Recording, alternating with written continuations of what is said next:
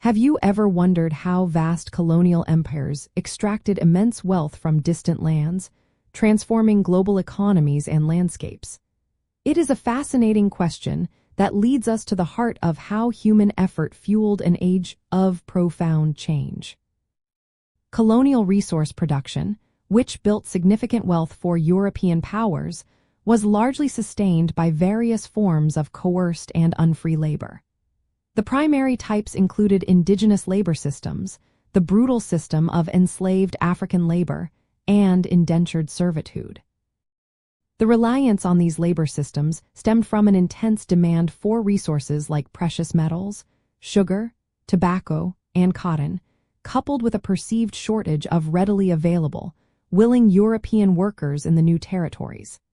Colonizers often viewed native populations as subjects to be exploited, and later, people of African descent were dehumanized to justify their enslavement. For example, in Spanish America, indigenous populations were forced into labor through systems like the encomienda, where native communities were assigned to Spanish overlords, or the mita system, which conscripted indigenous people for work in mines. However, indigenous populations often suffered catastrophic declines due to disease and harsh conditions. This led colonizers to turn increasingly to the transatlantic slave trade. Enslaved Africans were forcibly transported across the ocean to work in plantations and mines.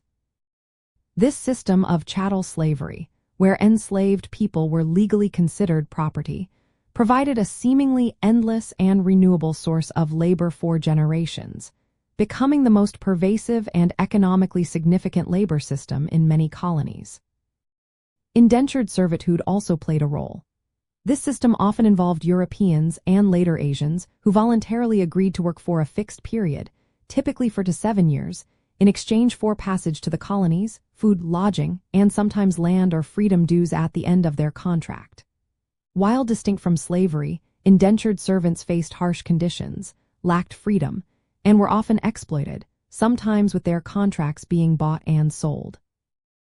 Understanding these diverse, often overlapping, and exploitative labor systems is crucial for analyzing the long-term economic structures that emerged from colonialism. It helps us trace the origins of global wealth disparities and comprehend how present-day socioeconomic inequalities can often be rooted in these historical modes of production. A key economic mechanism that solidified these labor practices was the concept of the triangular trade.